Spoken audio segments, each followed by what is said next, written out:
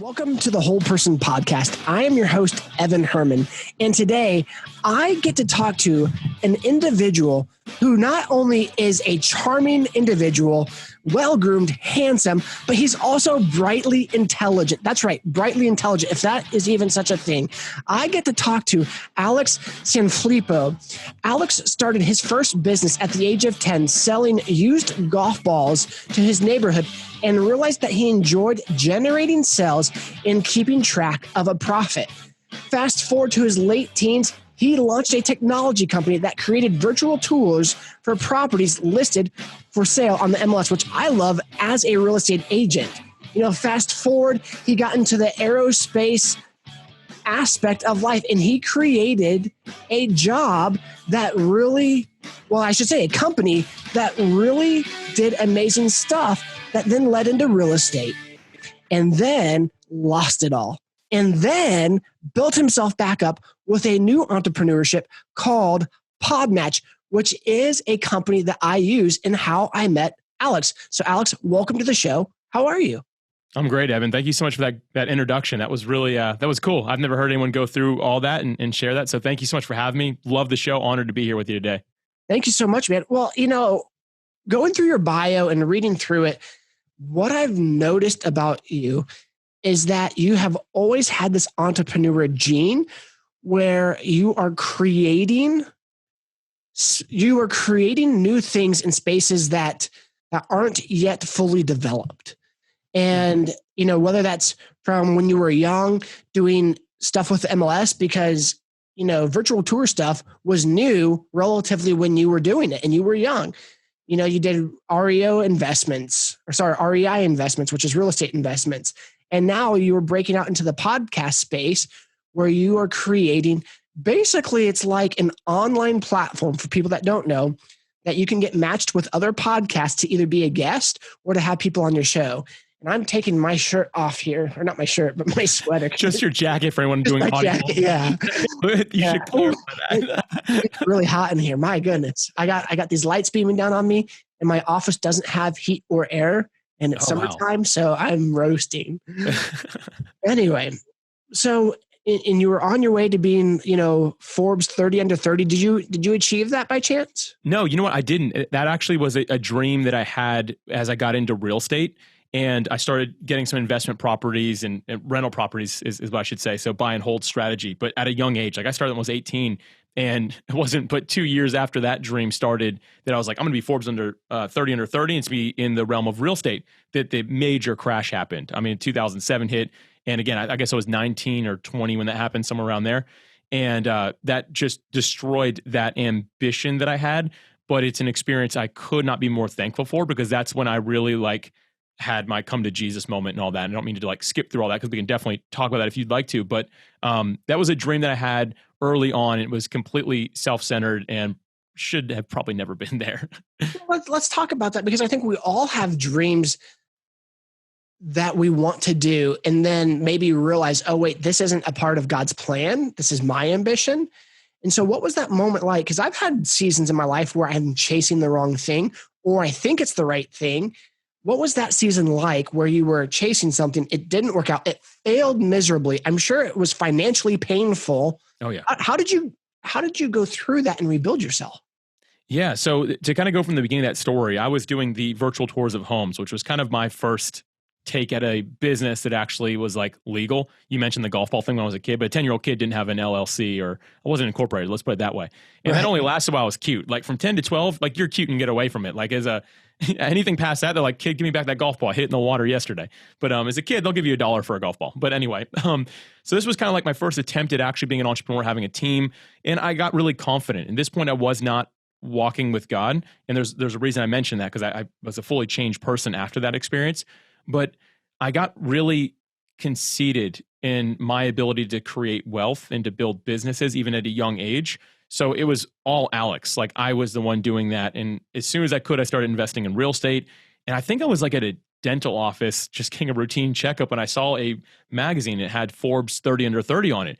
And I remember picking it up. That was back when there was no smartphones yet. Not to date myself, but there was no smartphones at that point, or at least they had just maybe come out. So you still just grabbed whatever you could find in front of you when you were in the waiting room. And I picked it up and I was like, wow, I want to be on this list because I want people to know who I am. Like that's the desire. I want people to know who I am and I want a name for this. So I'm going to go after it. And real estate is going to be my lane for doing this. And fast forward, we all know this story. 2007 came around and none of us, I shouldn't say it. There's that movie, The Big Short. Few of us were able to really have an idea of what would happen. And the rest of us were just completely caught off guard. And I was one of those people. So I went from being what I considered to be a very successful late teens, early 20-year-old, I suppose, to being really in debt, more so than anyone else I know. Like more than people. How much debt did you have? I mean, at that point, I think it was like, it wasn't crazy. Like it wasn't millions. I think it was under 200,000. Still, that's a lot for for sure. 22-year-old who I'm guessing you didn't go to school, so without a degree or anything. Yes. Yep. And that killed my chances of going to school even. Like I remember it's interesting. At that time, I had a really nice car because that's part of it, right? I needed the nice car. I had a really pretty girlfriend who didn't have much of a personality. I'm going to leave that at that. She's probably great now, but she was 18 or whatever. And her whole thing was like, well, if you're not going to do this, you need to go to school. And I was like, I can't afford school. Like I guess I could get loans, but I'm already up to my eyeballs in debt now. And that was an experience where we ended up splitting. And many of the people I was hanging out with, I realized they were just as shallow as I was. And a lot of them split as well. When the times got tough, the people I was spending my time with, we all kind of went our separate ways.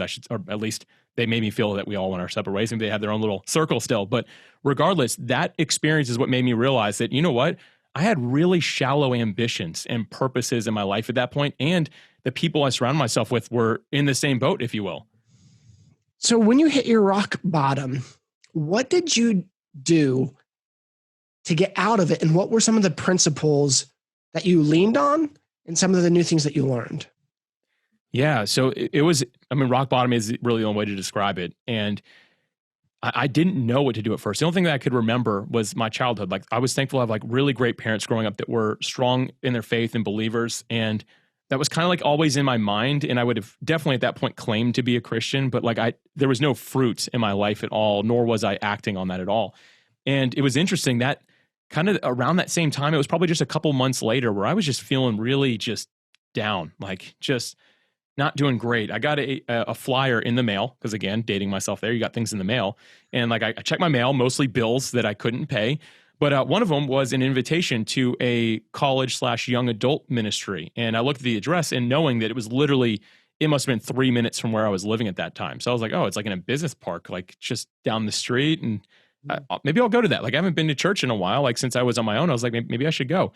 And I went there and I walked in wounded, like many people do, I believe, when you go to a church, like especially initially. Like I walked in like, man, I just can't let these people know that like, I really failed at business, being an entrepreneur. Like I can't let them know, they'll just desert me and stuff like that. But as I started meeting people, I realized that like I could be transparent and they actually cared for me regardless. Like it didn't change the way they looked at me. And that was like a real eye-opening moment that, you know what, I'd been living the wrong lifestyle. And thanks to you had the wrong friends. Yeah, I really did. And getting around some of these right people just encouraged me to really realize that my relationship with God needed to be more than it was. And from then on, man, my life was completely changed. Like my friends say are still people that I met years ago at this point. I'm so thankful to have just some phenomenal friendships in my life. And I have a much more purpose-driven life since then. So I can say that like that rock bottom moment, without that, I wouldn't be the man I am today. And I'm beyond thankful for that. Like thankfully I'm out of the debt and stuff like that at this point. It took a while, but like that's something that I'm so thankful for and would never go back and change. So what do you think some of the key things people need to be successful entrepreneurs that you kind of learned out of that? Yeah. So, first off, it's got to be bigger than just your own ambition to get rich or to be known or to have a bigger ego. Like having that doesn't work. Like that, you can't be that way and expect to succeed. Now, some people get really lucky, and that's the only way to describe it. Like where they just hit the jackpot perfectly and everything, like the stars align, it works out, and they're like the worst human being on earth, and somehow they succeeded. Like that occasionally happens, but that's the far, far, far outliers. Most people that actually succeed as an entrepreneur feel a passion and purpose that's bigger than themselves to serve somebody else. And without that experience, I would not have learned that. But because of that, I think it's one of the biggest lessons any entrepreneur can learn, that, hey, it's got to be bigger than just you wanting these things for your life and yourself. Instead, it's got to be, what problem are you solving and serving other people? And for me, it's the same principles that Jesus followed, right? Like he came to serve, not to be served. And I think when an entrepreneur has that mindset, Christian or non-Christian, that doesn't really matter. It's just, hey, am I really here to serve someone else and solve a problem for them? When you have that mindset, I think you're really set up to do well. So you take that aspect of serving others and then finding a problem and fixing it for people in conjunction with, say, a new business or a new startup or a new entrepreneur where you are financially strapped. You know, when your business imploded and you're starting all over again and you're financially strapped, what were some of the things that you did differently this time around because things were much more harder financially? Yeah. So if anything, I built up like a layer, like a wall of between me and my finances, right? Which actually ended up being dangerous. Like I got really, I don't want to say like maybe frugal could be the right word. I'm not sure, but like I was just going to budget everything I could. I didn't want to spend money if I didn't have to because it was scary. And that actually ended up being a detriment to me for many years. Like I wanted to start businesses and I'd be like, well, I have to do it myself. I have to figure out a way to do it myself. I can't do this, can't do that. And I learned that scarred me, that whole experience of actually being willing to spend money where it makes sense, because time for dollars, like I've got to be willing to spend the money for someone to do something for me or to get an additional product or service so that I can spend the time doing what I need to be doing. And that took me a long time to understand. So yeah, I kind of built up a little bit of a resistance to that, but it's something that I've learned that, hey, it's okay to take these risks. Just make sure they're calculated and maybe don't get into real estate again. I don't know. Well, it depends because I'm in real estate and I've loved it. Yeah, you know what? Actually, in the same way. I did just sell a rental property just a couple of weeks ago that had long term, and that actually turned out really well. So I shouldn't say that. Real estate is great. I just had the absolute wrong timing, but maybe it was a God thing. So, what you're talking about, if I can pick it apart a little bit here, yeah, please do. Yeah, is when you've built up kind of this idea of I'm not going to spend money because I want to be frugal. But then you talked about leverage is what I'm calling. You weren't leveraging yourself appropriately. And to leverage yourself, it was going to require finances. And so for me right now, I'm leveraging a virtual assistant who works 5 hours a week for me. And she gets me on other people's podcasts. She gets guests on my podcast. She does invitation reach out for people to listen. So she does a lot of things that I just don't have the time to do. And I leverage that. So let's talk about leveraging other people, the 80-20 principle, and then even time management, because everything that you just talked about in that story revolves around like those three things. Oh, yeah.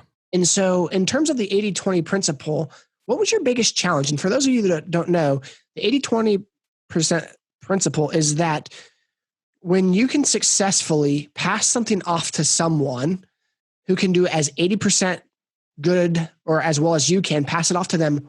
Or the other thing is, when you focus on the 20% that you can do well, that will net you 80% of the results. So there's two ways of looking at that. So Alex, what's been your experience with that? Yeah. So again, now that I've learned to be less frugal and to be willing to spend money, like you're saying, like for me, hiring a VA has been phenomenal. And now hiring some staff and being willing to do that has been huge. It's paid dividends time and time again, because here's the thing, like I'm only good at what I'm good at. But as an entrepreneur, understanding the areas that aren't my strength zones, that again, 20% of my efforts drive 80% of the results, like you're saying. So what is that 20% and how can I maximize that time? Because here's the deal that people maybe don't talk about with that 80-20 rule from that perspective very much is if I can spend more time doing that 20% and turn it into 40% of what I do, then I'm driving way more results. So the idea has been, okay, this actually causes more income to come in for the business if I can focus on this. It drives it forward faster. So anything else outside this, I've got to find a way to delegate and to move on. And that's a really important point. The other thing is like that you talked about that scares everybody. So I'm glad you brought this up is, if I give this to someone else, they won't do as good of a job as I will. Here's the thing, the level of excellence or even perfection, I'll use that word there, that we hold ourselves to and to what we do is almost unknown by other people. Like for me, I'm not like a great graphic designer. So that's something I subbed out, but I was like worried. I'm like, what if they don't do as good of a job as I do? No one notices that 20% difference aside from maybe me. And I have to be willing to let that go, that, you know what, it's good enough. It's done in excellence still, and it's going to serve somebody. Might not be perfect, but if I'm always chasing perfection, then I'm never going to make any results. Yeah. So those are kind of my viewpoints on those two sides of that coin of that 80-20 rule. I remember when I first started editing podcasts for myself, Oh gosh. each episode that I would edit would take me about 10 hours to edit. God bless you. Podcasting is a gosh. labor of love, man. Dude, it is. But then I just realized like I'm being way too much of a perfectionist here. I need to let like it, I'm taking out the extra, and or I was just way too focused on making it perfect, and it robbed me from creating. It robbed me from doing other things that made money, and allowing things to be less perfect made me look more human, which attracted people more as well, which is really, really unique. One of the things I'm struggling with right now, Alex, and I would love to get your opinion on this. It's funny. Some people are going to be like, Evan, you're great with time management. What are you talking about? I feel like I'm terrible with time management. I look at my life and, I plan on average 3 things that I need to get done a day, and like only 3. And what I've realized is if I plan out more than 3 major tasks to get done that move things forward that day, either A, I don't do it all, or I add busy work because I don't prioritize it. So I'm actually going to show you something. Yeah. Real quick. No, here's something I'll say. If you're saying you're not good with time management, usually, not always, but usually those are the people that are actually pretty good at it. The people that are completely oblivious are the ones that are actually really bad. It's the old saying that G.I. Joe had, now you know, and knowing is half the battle. Like if you know it, like you're probably already halfway there. So anyway. So I'm just going to show you this. It's a Excel spreadsheet itemized of tasks that I either do each day or try to do each day, or things I need to get done in general. And so if you can see this, all this is basically stuff that I either do every day or etc. But it's also my brain dump. So every small, like changing a light bulb to, connect with pastors in Plymouth Rock, mow my yard, pick weeds in the garden, get Microsoft, get a drone pilot's license for real estate, to my master plan for the ministry, my 501c3, all these things I brain dump on here. So I don't have to worry or think about doing them, but then picking out of this list, okay, what's the thing that I need to do today that's going to move everything else forward, or at least the major things, and then work on scheduling them and then following through with that schedule. Yeah. So here's the thing. I struggle at the follow through, specifically in lead generation. That's my biggest challenge, probably because there's a lot of rejection there, and I hate rejection like every other normal human being. Right. But it's easy to look at this list, as so many of us make to-do lists, and then just start checking easy things off versus things that move the ball forward. So what advice would you give me or other people to schedule and to accomplish things? I love this, Evan. This is like my favorite topic. And this is a reason I like your podcast. Like I encourage people to listen to some prior episodes. Like you have already, even since before we started recording, you gave me some other episodes to listen to. So like I'm excited to dive in further. But I listened to a really cool episode with Emily French. And same thing. Like you just asked these great questions and like you found my favorite topic. So it's up to you to make sure I don't talk for the next 3 hours. All right. Well, so first off, to kind of dive into that, to just like kind of break down like what you've got going there. Actually, quick question. Do you ever do something, then write it down and check it off after you've done it? Or sometimes, yeah. Okay, yeah. I'm guilty of that. See, here's the thing. Any of us have a checklist. We're guilty of that. And it's not a bad thing. Like you do want to document what you did. But sometimes, like example, if I didn't plan on taking out the trash, but I did, I'll literally write down, take out the trash, check. Like it dopamine does something for us, right? Dopamine. But we get addicted to that dopamine and the really small hits of it when you do something minor. To us, it is more fun to finish 15 things that are relatively unimportant. Now, I'm not saying don't take out the trash and don't mow the lawn. Like those are important things that have to be done. But when we're just getting excited about checking all these things off, you can get really good at this, Evan, and finish 100 things in a day, but accomplish nothing to drive your life or business forward. And that's really easy to do. That's actually still, you're a disciplined person for having a checklist and for getting those things done. But it takes another level of self-awareness and purpose and drive to get the important things done, not just the things that have to get done, because those lists never get smaller. Like that list of like the things you have to do will grow for the rest of your life.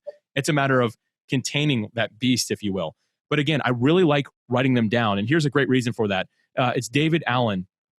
Getting Things Done was like He's been on my podcast, by the way. Nice. He's been on mine as well. I love David Allen. He's a beast. Something that he shares is like your head is for having ideas, not for storing them. Yep. And he also says your head is a crappy office. So I recommend to everybody listening that what you're doing is a good practice. Get it all written down. But the next step is prioritization and figuring out, okay, what are the 3 big things? I do the same thing, by the way. And I think there's actually some science behind that. Like that's really all that we can do. What are the 3 big things I have to get done? And how can I get them done first is also the other thing, like while you're fresh. So for me, I just built it into my calendar knowing that like my wife knows this, my business partner knows this, my company knows this, like, hey, there's a certain time in the day where Alex can't be accessed because he is working on these things. Now, some of them, it's on someone else's schedule. They're important. So maybe it'll be in the afternoon or in the evening. But the majority of the time, I try to get all those important things in the same hours every day so I can build some consistency around it. And then my email's off. I've got everything written down, but it's closed up now because I'm going to finish this number 1 most important thing. And then I'll follow up with number 2, number 3. And then, hey, if I can get 10 more things done a day, great. But if I just did those 3 and I stopped, fine. I'm in good shape. So prioritizing that can be the difficult part, though. And the way I've been able to do this, what's helped me, is reciting my purpose every day. So like, what's the reasoning for doing the big tasks? Like, why am I doing them in the first place? And I don't have some long drawn out purpose. Like it takes me under 10 minutes to do this practice every morning. And so I'll ask myself, like, what is my plan for the future? What are my goals? What are the ambitions? Why am I doing what I'm doing? And then after that, I just kind of go through like a daily declaration, if you will, of like, hey, here's like my mantra. Here's what I'm doing today. And it reminds me once again, okay, here's that big goal. So what's next? What do I need to, like, which of these things I have written down do I need to do to drive that needle forward? Again, focusing on the 20% that drives 80% of the results. And I'll shut up. I just talked a lot. No, you're good. I took notes on recite my purpose every day, which is living out the heart of God by loving others back to life. That's my life purpose. Yeah. And that looks different on each, whether it's real estate or podcast, my YouTube, ministry, my life, etc. And then the other thing that I do too is Brant Manzoir. Have you heard of him? I've not. Great dude. Check him out. But he has this book called The Black Sheep. But then also in this, he teaches how to find your 5 key things that you are your principles, your characteristics or whatever. I chose 6, which is integrity, inner peace, impact, prosperity, self-awareness, and learning. And so when I make decisions, I'm making decisions based off of those words. Like, okay, does it bring me more prosperity? Yes or no? Okay, does this bring me more self-awareness or learning or integrity? The integrity one is huge for me. I've recently found out more than I realized, where I didn't realize I was compromising in certain areas, when I was like, you know what? Like, any normal person like, that's not that big a deal, dude. Like, no. Right.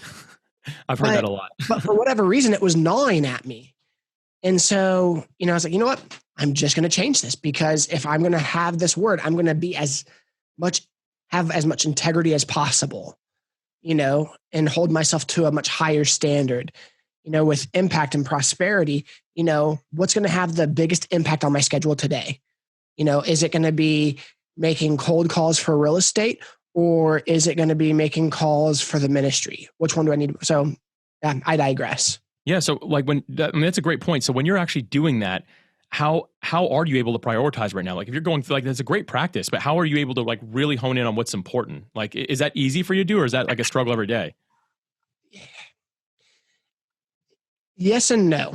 It's easy because I feel like it's always the same 3 that I need to do, which makes it frustrating because I'm constantly doing the same 3. So for real estate, it's either making cold calls for new business, or meeting people, or scheduling appointments with people to have one-on-ones and grow in relationship.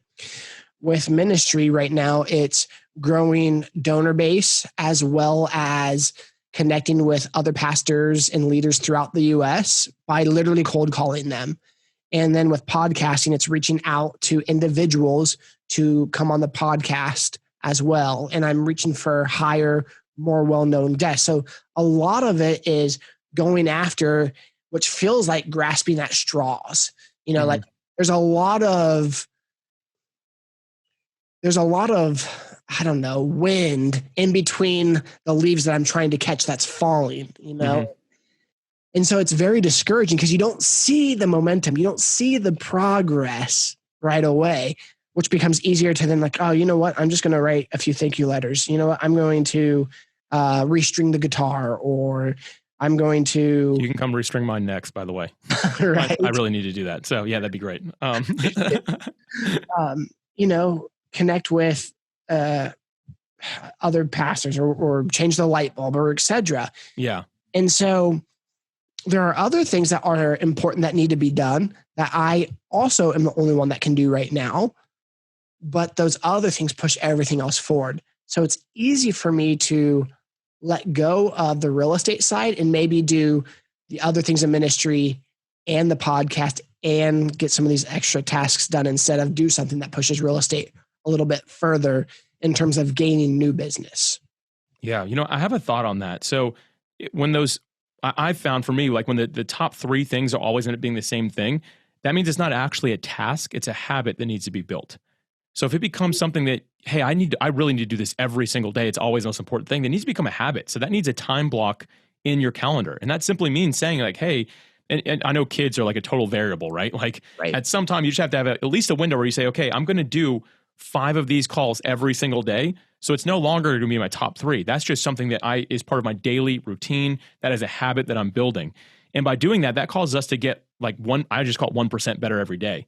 So I always use fitness as an example because it's so easy. Because you're freaking jacked. Whatever. Hey, show me your muscle. Show me your muscle real quick. It's just a tight shirt. That's all. Tight shirt. Yeah, there you go. Yeah, you got a python. Yeah, I don't have definition yet. You're getting there, man. But I don't have definition yet. You're well on your way. So like I recently did like a competition. It was called the Murph Challenge. So and it's common to do on Memorial Day every year. And when I was training for it, I had a goal time. And what many people do is they'll go through it a few times. What I devoted to doing was 2 months of doing a portion of it every single day until I could get to doing all of it and then doing it all every day up to the actual competition. Wow. And it was a lot of work, but it was 1% better every day. I spent an hour working out every day and I just devoted to it. And so like day one was like 60 minutes and that's considered to be a decent time, but I had like a pretty ambitious goal and I actually ended up reaching it. And it was just because every single day I was willing to just push 1% harder. And so for many of these habits that we're implementing, these things that are most important that we should be doing every day, we just have to have the mindset, hey, I'm just getting 1% closer to an end goal every day.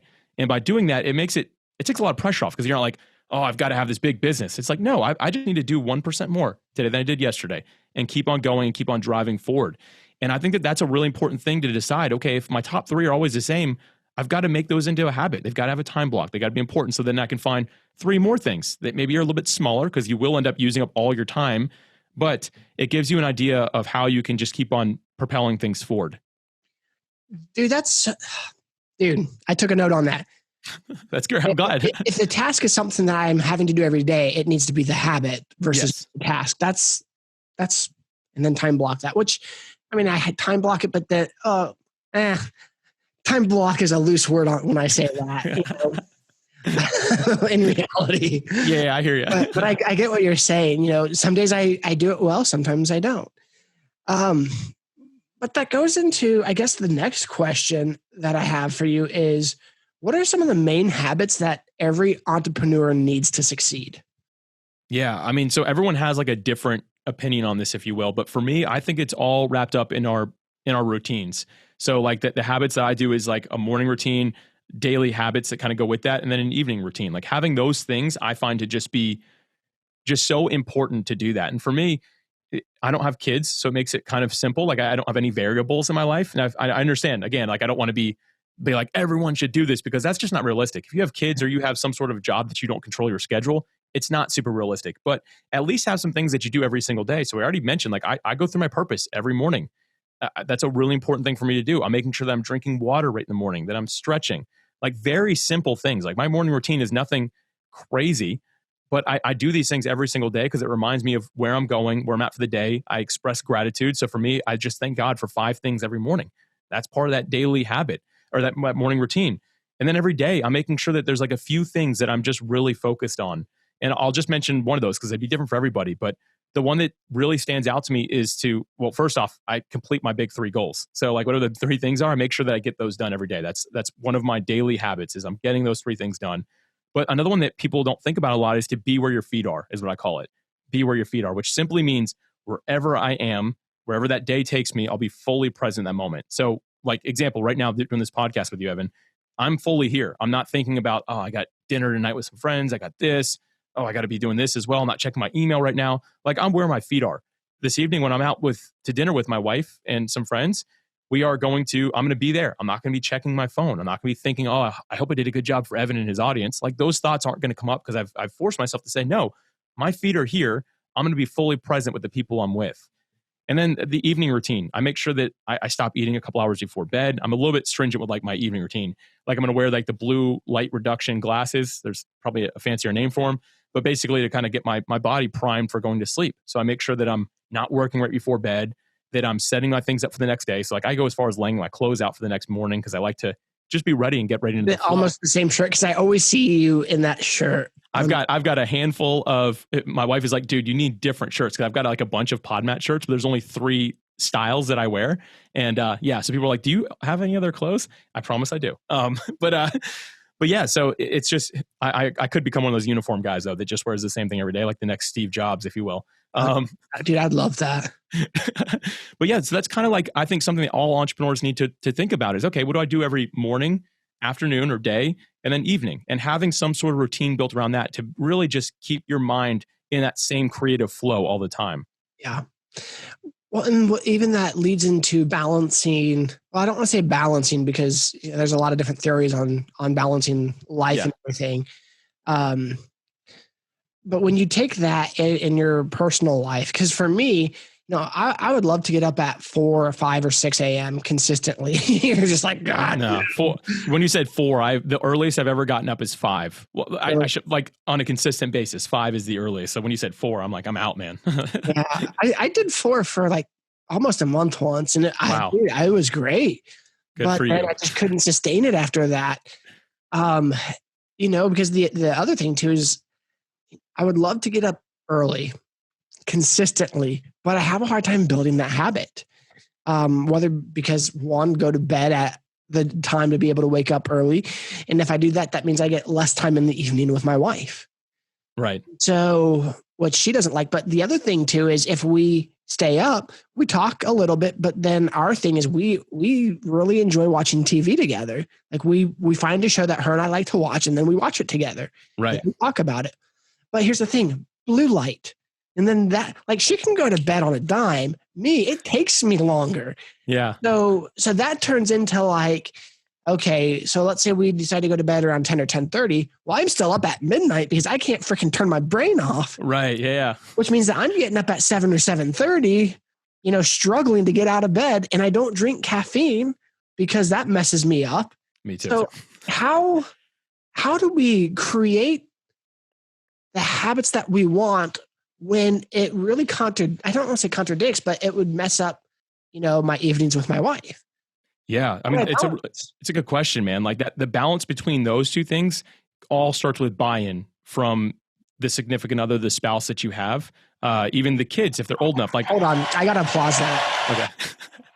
That's so true. That is so true. Yeah. I mean, here's the thing. Now, if you have kids that are too young that don't understand, like you can't get their buy-in. They don't understand the difference. But if you have kids that are like, at some point you will, they're in their teen years, you have to have like hey, here's the deal.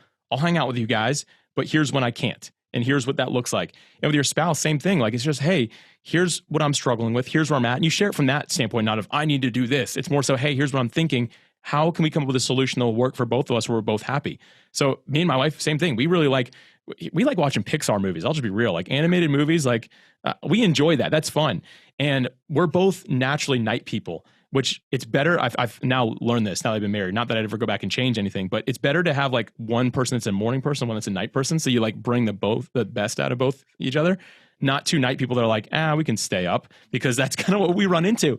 But I had to come to agreement with her that, hey, like right now, like as it stands, I can't watch like movies with you every night. Like there has to be set nights for it. what would that look like? What would you be okay with? And if I'm just not doing that, like, are you okay with it? And it was a real discussion. We had to come to some terms and we both compromised. Like, that's what you have to do in a relationship, right? Like, and I'm thankful for that because honestly, I enjoy my life more because of my wife. She helps me not be a workaholic, which I was before she was around. Like, I enjoy working. It's fun. But now I understand that, like, you know what? The day's done. I got my 3 big things done. I can relax with her and hang out. And so there's a couple nights a week where we will watch movies together. Like, that's something that we'll do. And she knows that this time I've got to go to bed. And for a while, like, she was like, okay, you go to bed then, I'll go to bed later. Like, that's fine. But then we just decided she really came on board with it to support me better. And she's like, we'll just go to bed at the same time. We'll wake up earlier. That's fine. And by having that buy-in from her, it helps me because now she's built in accountability as well for like, oh, wait, you're not supposed to be watching this tonight. Like, let's do that tomorrow. And it's been a very helpful thing to get that buy-in. That makes a lot of sense. And in some ways, it's learning how to do more with less. Yes. And my friend, who's my producer, Seth Silvers, which, by the way, you need to meet that guy. For real, he's great. Cool. Yeah, I love that.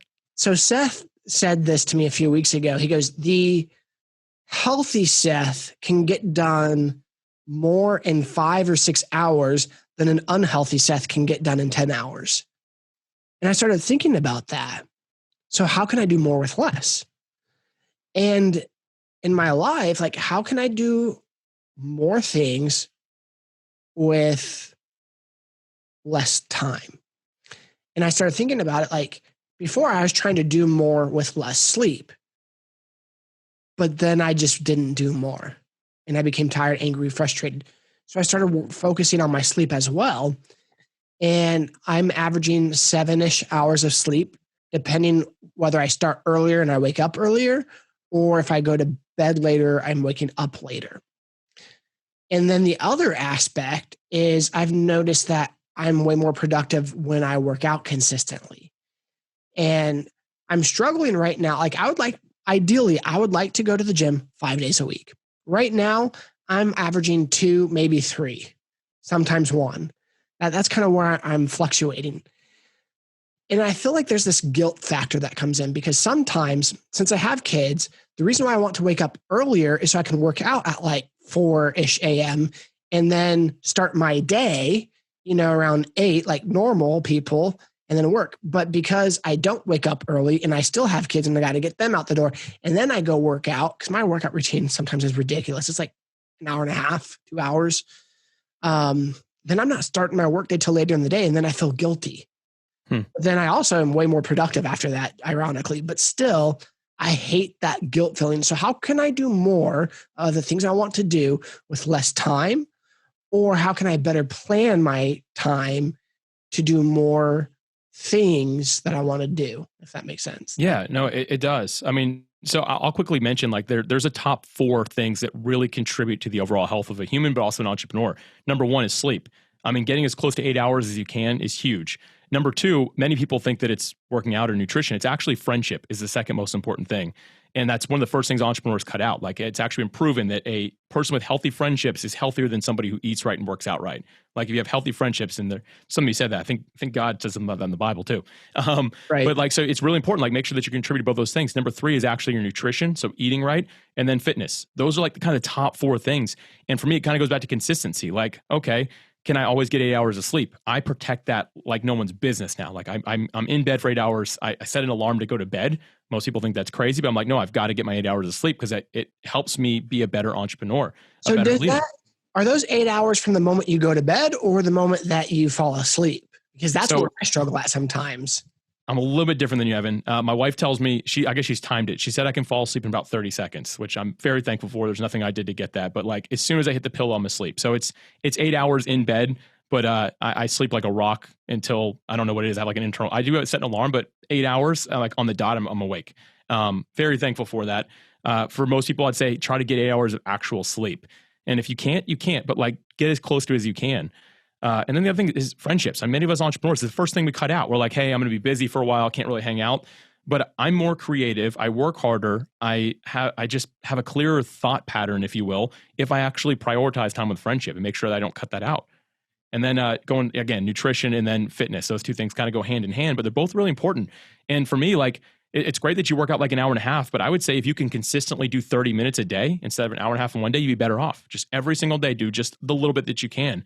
For a while, when I first started PodMatch, I could only devote 25 minutes to working out. And I just did that every single day. I did it around the same time, but I made sure that was it. Some days I didn't feel like I was done working out, but I was like, no, that's the time I've put in for this. And I need to get everything else done. So tomorrow I can do that again. And it's just a matter of really sticking to that plan. Well, that's interesting because the way I work out, I go out and I probably stretch for like 15, 20 minutes. Oh, less. I need to do that.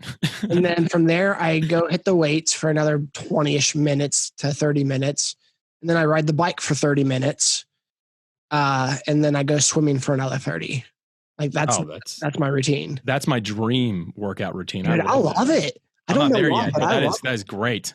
But you said something though, because I struggle with doing that all because of how long it takes. And so that's why I'm only maybe doing it once or twice. So maybe I need to cut out the bike.